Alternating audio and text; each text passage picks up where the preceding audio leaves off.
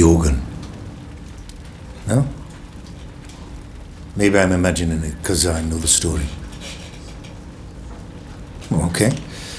Well, in the 1980s, 82 to be exact, here between these very walls, the then landlord and his wife began to experience what became termed as a supernatural occurrence. Or the Welsh Mary Celeste, as I like to call it. The story unfolds a little later than it is tonight. They'd just finished with Stop Tap and they were getting ready for their supper when both started hearing the faint sound of the Sunday school organ playing in the Guildhall.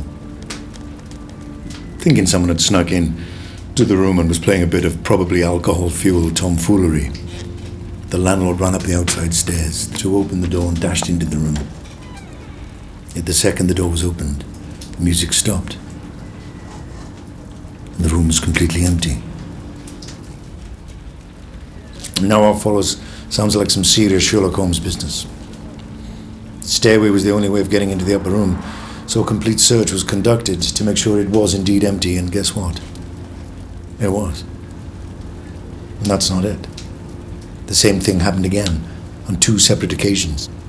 Each time the same ghostly music began playing, and each time it stopped the very moment the door latch was touched. Now the landlord's a braver man than I would have been. Chalked it down to some sort of physical phenomenon. Must be easily explained. So he brought in a couple of local specialists, and when they couldn't work it out, he brought in some of the world's leading experts. And it started getting some serious media attention, as you would imagine.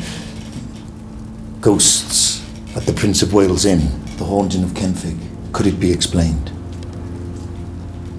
Well, after a couple of weeks conducting experiments with their highbrow sound gear, the experts finally had a theory.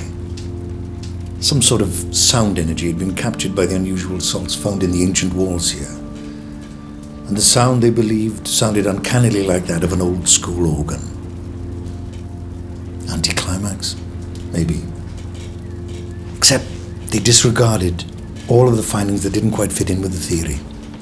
The sound of the organ wasn't the only thing captured on tape. The echoing footsteps of someone pacing across the bare boards of the hall. A clock slowly ticking, even though there was no clock in the room at the time. Perhaps most unusually, though, there were voices on the tape.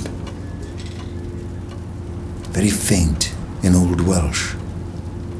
One glwyddiau pint. One glwyddiau pint.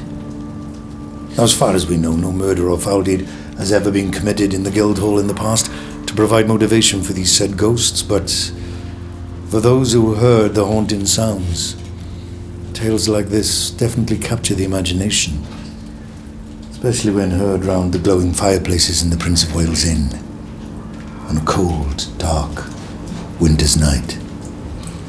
Pint?